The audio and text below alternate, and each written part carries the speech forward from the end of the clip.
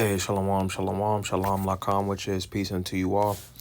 Hi, Rob Tawab La Atam, Za'achekam Yawam on Chakadal Charlotte, which is good evening.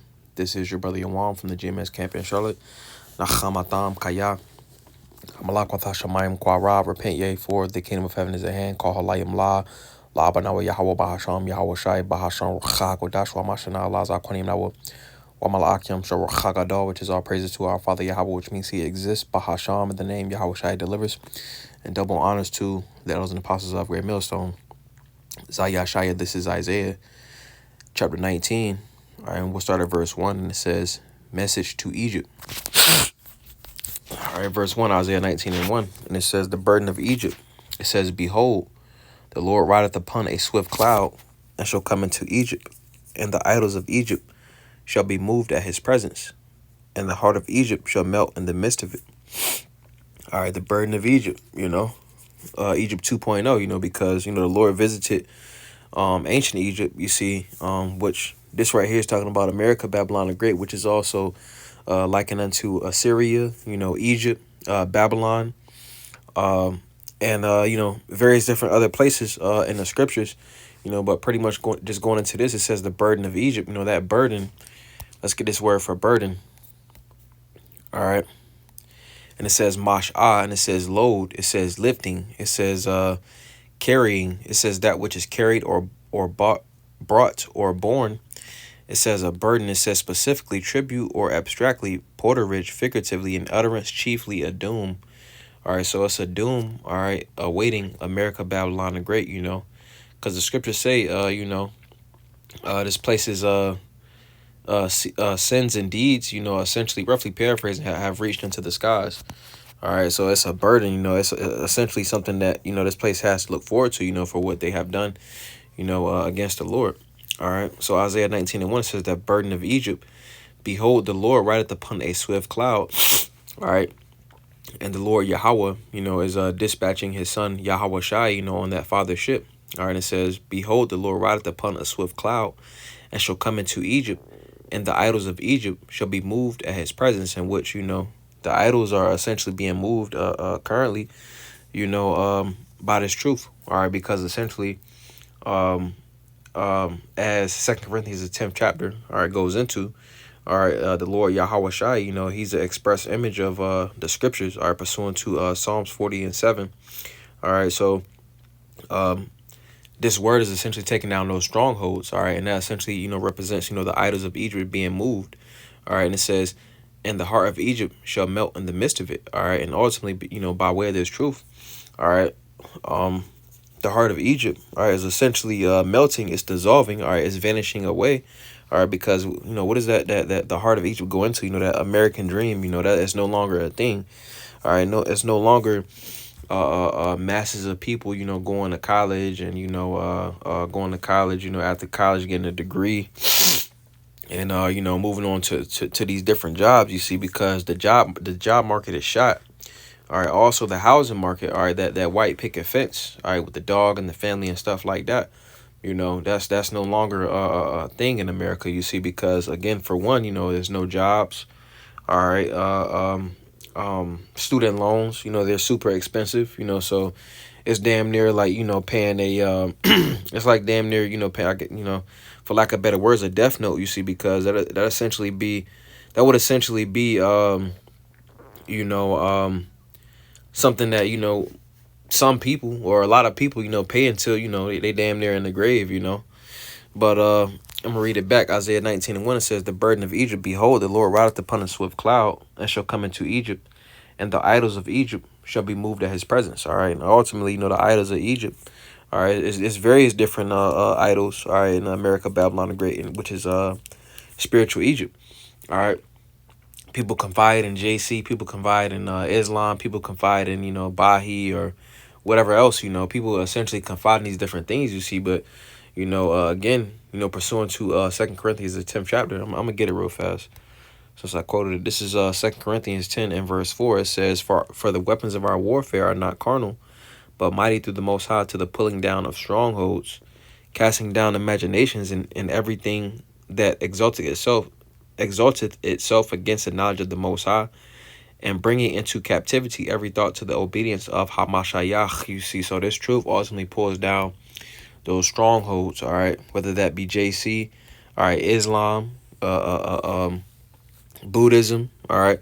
It says strongholds. It says anything on which one relies, all right. People are relying on, the money system. All right, it says of arguments and reasonings by which a disputant endeavors to fortify his opinion and defend it against his opponent. They don't have any type of argument. You see, like that's why the scriptures say, there's nothing that you can do against the truth but for the truth. Everything essentially works for the good of the ministry. All right, and is essentially fulfilling prophecy. All right, so Isaiah 19 and 2.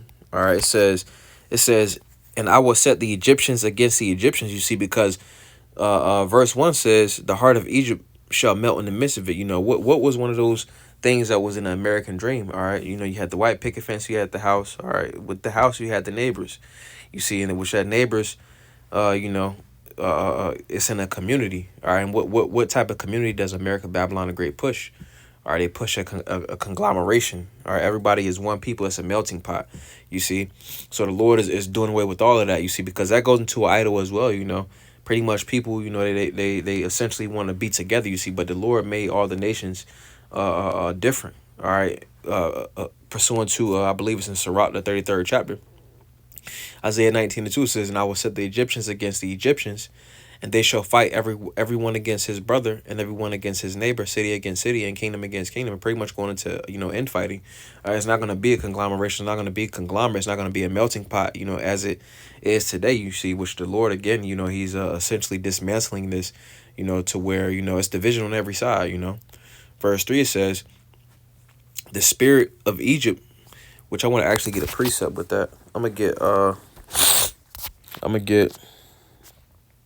Let's get it's a lot.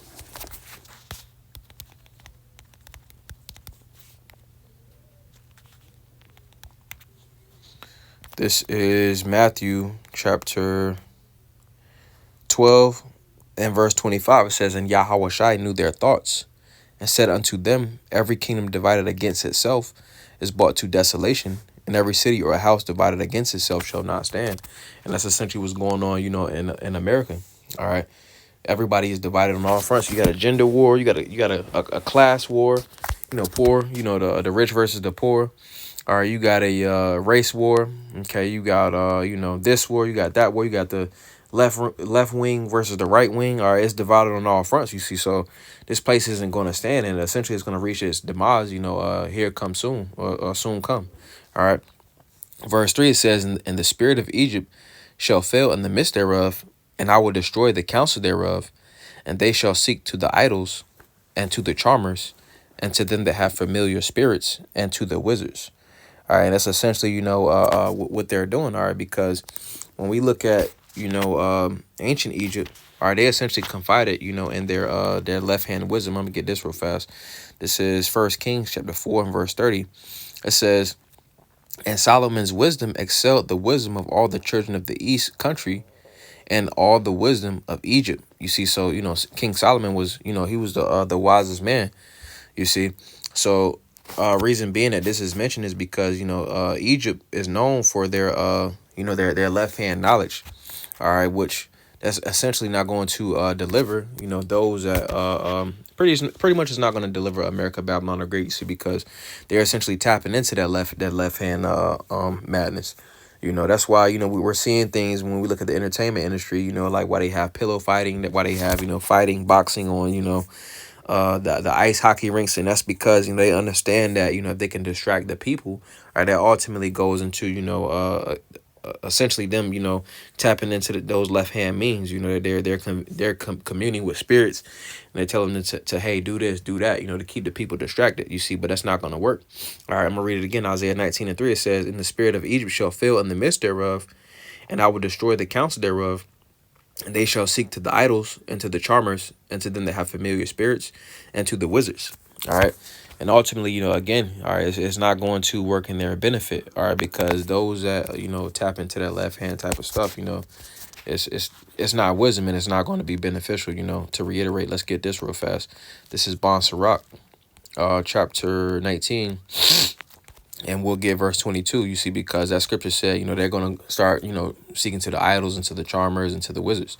All right, so this is Montserrat 19 and 22. It says, the knowledge of wickedness is not wisdom, neither at any time the counsel of sinners prudence, you see, because ancient Egypt, they confided, in that the wizardry or the sorcery and, all those left hand means, you see, which present day Egypt, America, Babylon the Great, all right, is doing the same thing, you see. But as it says right here, Bonsarah 19 and 22, it says the knowledge of wickedness is not wisdom. It's not true wisdom. All right, true wisdom, is right hand knowledge. It says neither at any time the counsel of sinners prudence. All right, it's ultimately not prudence. Let's look up this word for prudence real fast. Look.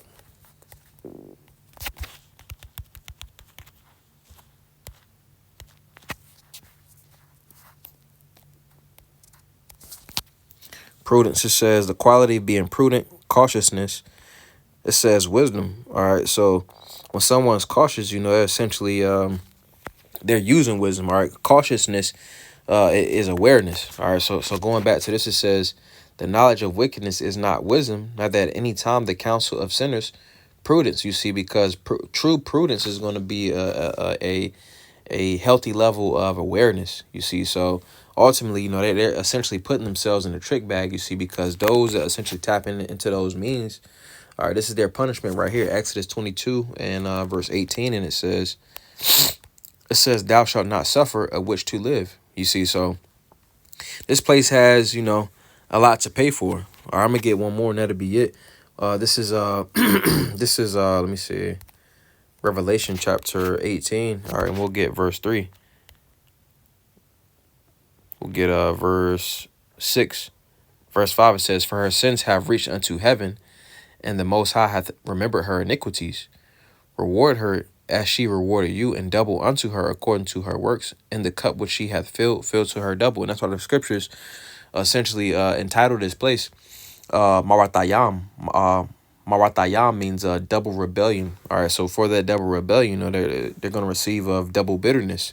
All right, ultimately going into how this place is going to be hit, the ICBM nuclear missiles. All right, so for all the sins, for all the, the left hand means that they're tapping into, all right, which is not true prudence. Hey, they're putting themselves in a trick bag. All right, and they're essentially going to be destroyed, you see. But I just wanted to go into Isaiah 19 verses 1 to 3. Adonai Tazah, I pick up verse 4 and just go in the spirit on the next video. But Adonai Tazah Zabanaya Paulo as well. That was a beautiful edification through the spirit. Wa Adonai Tazah Atam Yashlay Allah Tawab Lord as well. You have a good night. Wa Shalom Lakam, which is peace unto you all. Shalom, shalom.